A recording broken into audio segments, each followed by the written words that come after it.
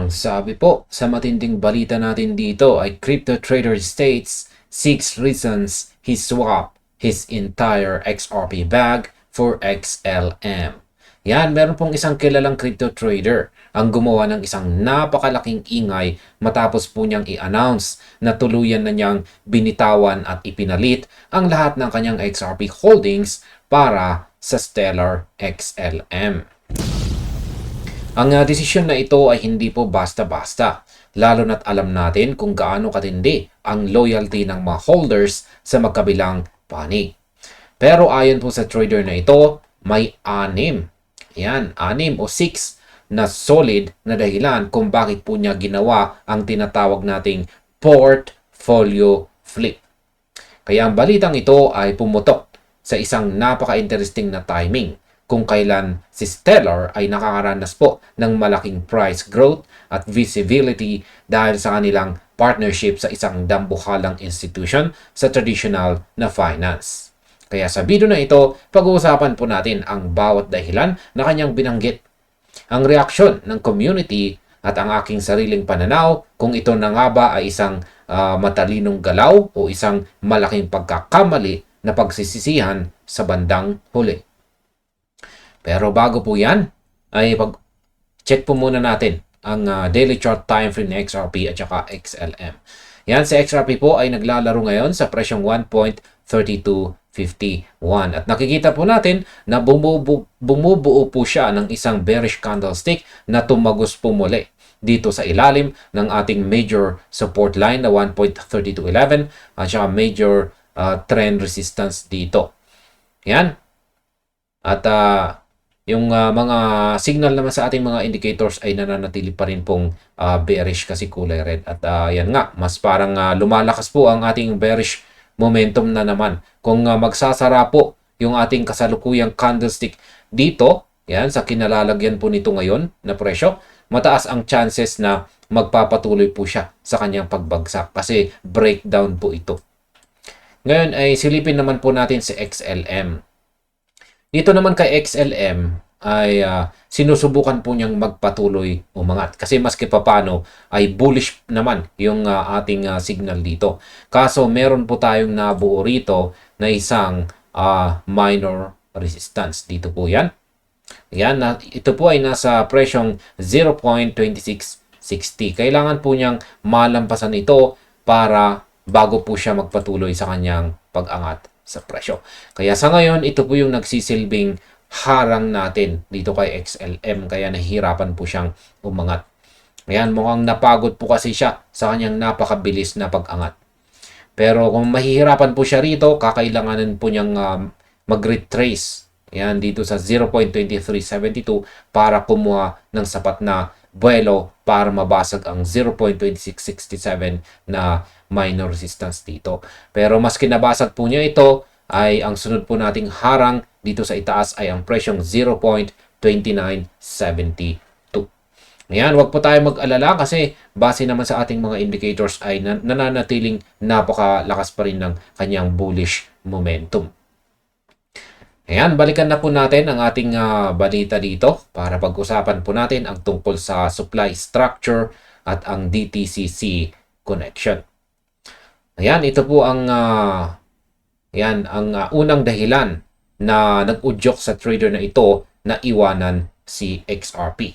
Una po sa kanyang listahan ay ang supply structure. Ayan, tingnan po natin yung kanyang actual na post dito. Ayan, ang supply structure. Idiniin po ng analyst na si Stellar XLM ay mayroong humigit kumulang kalahati lang ng kabuuang supply kay XRP. Sa mundo ng economics, kapag mas mababa po ang supply at mataas ang demand, mas madali para sa presyo na umakyat. Pangalawa, ito po ang pinakamalaking catalyst ngayon, kung saan ay ang official connection ng Stellar sa DTCC o ang Depository Trust and Clearing Corporation. Ang DTCC ay hindi po basta-bastang kumpanya. Sila ang itinuturing na dominant force pagdating po sa global trade settlement sa traditional financial system. Kaya ang balitang ito ang nagbigay po ng matinding sipa sa utility ng Stellar. Sa aking opinion, kung pag-uusapan po natin ang argumentong ito, ayan, may point po ang trader dito pagdating sa supply scarcity. Ayan, highlight lamang po natin ito. Mas madaling i-push ang presyo ng isang asset kung hindi ito kasing baha ng supply ng kalaban nito. Pero ang mas malalim na usapan dito ay ang DTCC News. Napakalaking bagay nito para sa Stellar Network dahil ibig pong sabihin nito ay nagkakaroon sila ng institutional validation sa totoong buhay. Kaya para po sa akin, ang pagpasok po ng DTCC ay parang isang matibay na foundation o platform. Kung dati ay nakikita natin ang Stellar bilang isang alternative payment rail lamang, ngayon ay nagiging seryosong player na sila sa enterprise level. Kaya ang aking pananaw sa ginawang pag-swap ng trader dito ay nakabase po sa tinatawag nating fundamental momentum.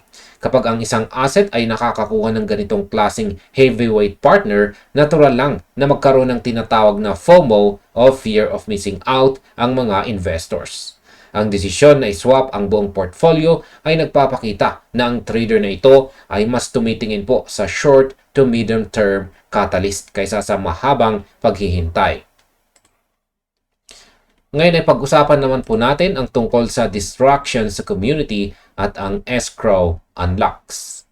Ayan, ang pangatlo at pang-apat na dahilan na binanggit po ng crypto trader ay may kinalaman po sa kultura ng community at ang economics. Ayan. Dito po. Ayan. Ito po ay may kaugnayan sa kultura ng community or community culture at ang tokenomics. Binatikos po niya ang tinatawag niyang mga distractions sa loob ng XRP ecosystem. Particular po niyang binanggit ang mga lumalabas na riddles at mga bear carton nonsense na madalas kumalat dito sa internet na sa tingin niya ay walang totoong ambag sa development ng technology. Sabi niya, ang Stellar ay nag-aalok ng isang mas straightforward at malinaw na development path nang walang kung ano-anong marketing gimmicks. Bukod dito, bilang pang-apat na dahilan, binigyang din po niya ang kawalan ng escrow. Yan, kawalan ng escrow unlocks sa panig ng Stellar. Alam natin na ang XRP ay may monthly escrow releases na nagdaragdag po ng supply sa market. At para sa analyst na ito, ang kawalan ng ganitong pressures kay XLM ay isa pong napakalaking plus factor para sa pangmatagalang pag-angat ng presyo. Sa aking opinyon, yan, sa aspetong ito, medyo may emosyon na kasama ang naging desisyon ng trader. Ang mga riddles at saka memes sa internet ay bahagi lamang ng marketing ng community at hindi po direktang konektado sa mismong utility ng Ripple o XRP Ledger. Gayunpaman, naiintindihan ko kung bakit naiinip ang ilang investors. Kapag ang isang tao ay pagod na sa mga teorya at gusto na lang makakita ng aktual na galaw ng presyo, madali po silang maakit sa ibang project na mas tahimik pero may solid partnership na nagaganap. Tungkol naman po sa escrow, isa itong lehitimong alalahanin para sa maraming traders. Ang monthly release ng supply ay nagiging dahilan kung minsan para magkaroon po ng selling pressure sa market. Ang Stellar naman ay tapos na sa kanilang malalaking supply adjustments. Kaya para sa isang investor na naghahanap po ng mas predictable na inflation rate, panalo talaga itong si XRP sa aspetong ito. Kaya masasabi ko, ang trader na ito ay naghanap ng isang mas malinis at mas tahimik na investment environment.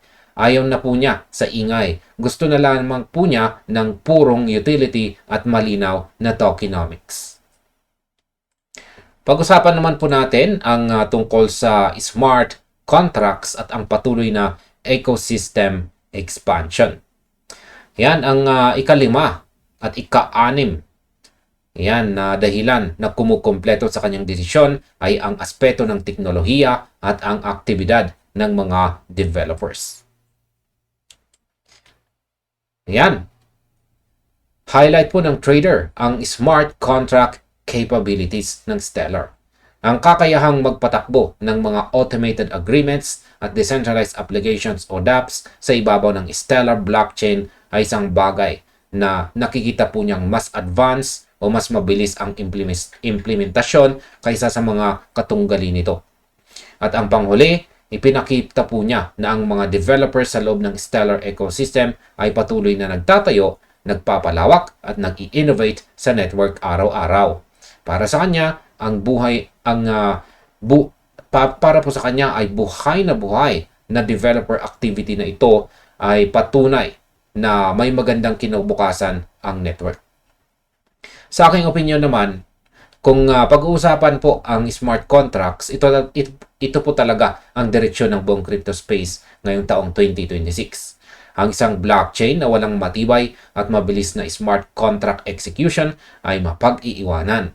Ang pag-adapt po ng Stellar sa aspetong ito ay nagbibigay sa kanila ng bentahe para sa mga kumpanya na gustong mag-tokenize ng kanilang mga totoong ari-arian o real-world assets.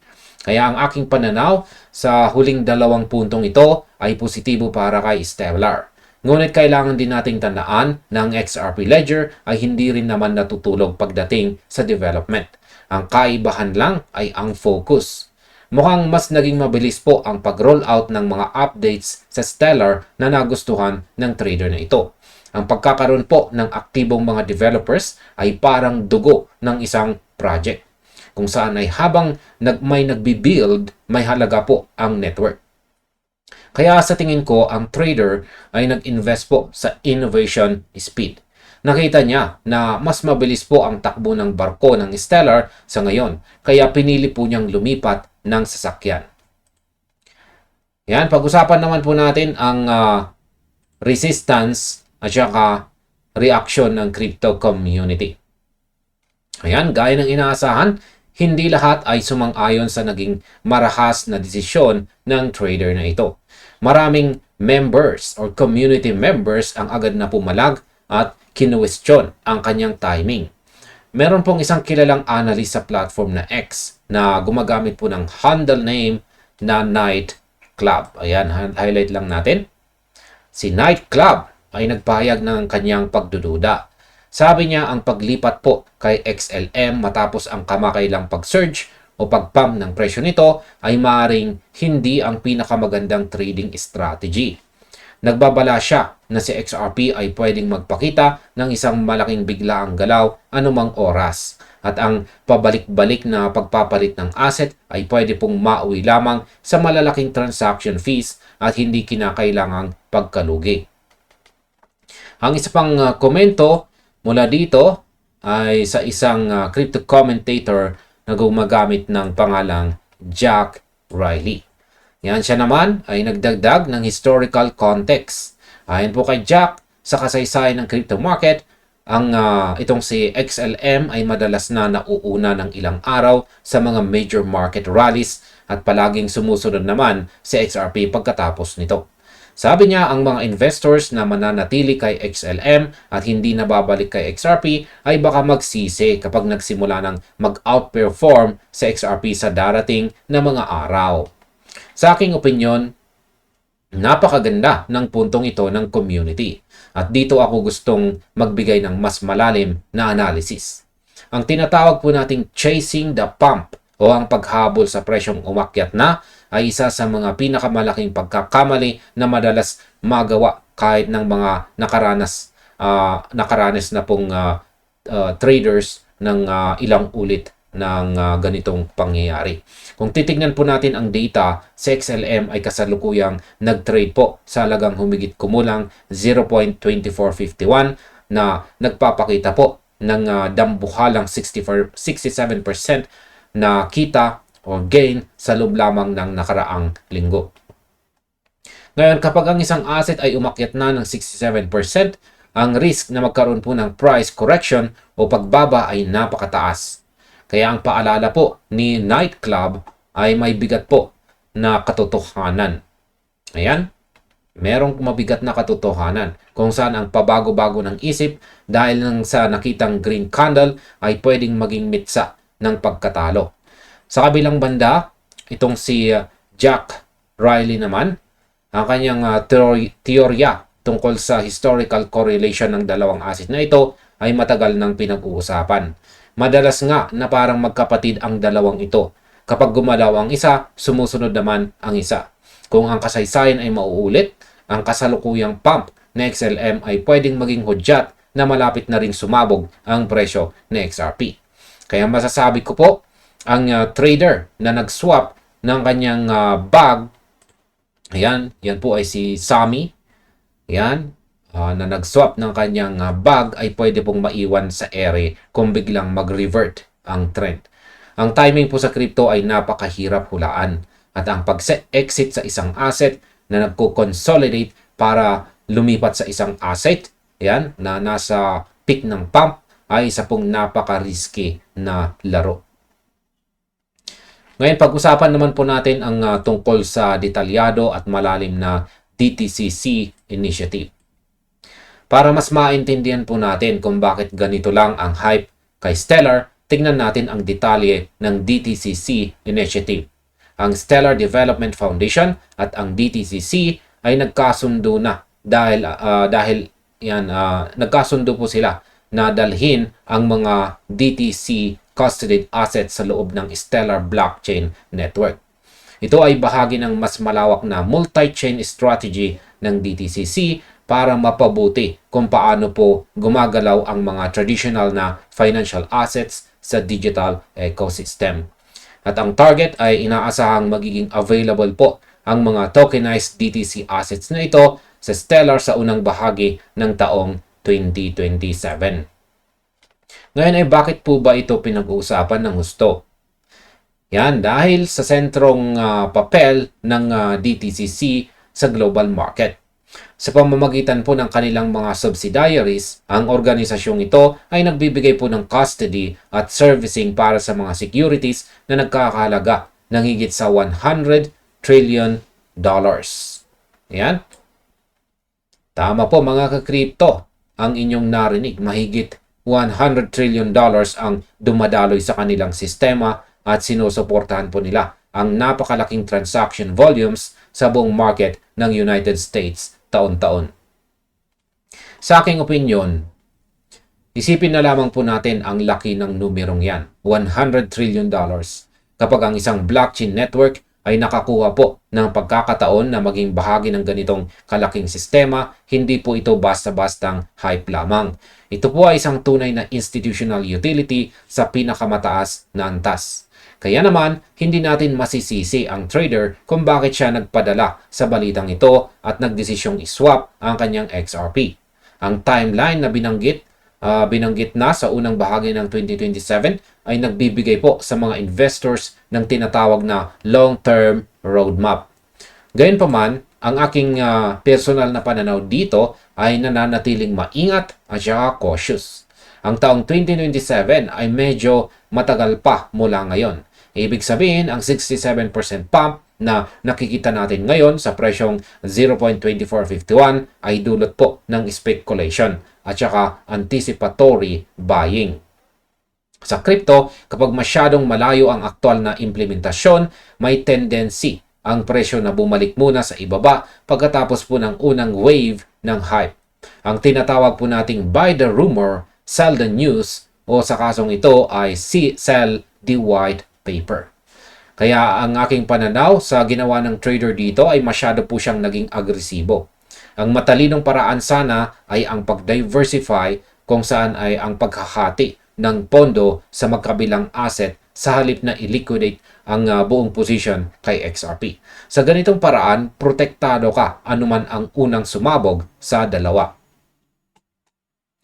At ayan, sa kabuuan mga ka-crypto, ang pag-swap po ng isang sikat na trader dito sa kanyang buong XRP portfolio para sa Stellar XLM ay nagbukas ng isang malaking debate na may malalim na basihan sa parehong panig. Ang anim na dahilan na kanyang inilatag mula sa mas mababang supply, ang dambuhalang DTCC partnership, ang kawalan ng escrow pressure, hanggang sa advanced smart contracts at developer activity ay mga lehitimong punto na hindi po pwedeng baliwalain. Ang kasalukuyang presyo na XLM na nasa 0.2451 at ang 67% growth po nito ay patunay na seryoso ang market sa pag-absorb ng balitang ito. Ngunit sa kabilang banda, ang mga babala mula sa mga analyst sa community gaya po ni na Night Lab at saka Jack Riley ay nagpapaalala po sa atin sa kahalagahan ng tamang timing at ang panganib ng paghahabol sa mga asset na lumipad na. Ang $100 trillion potential ng DTCC ay isa pong pangmatagalang pangarap na mag-uumpisa pa sa paparating na taong 2027 or next year. At marami pang pwedeng mangyari sa market bago po dumating ang panahong iyon.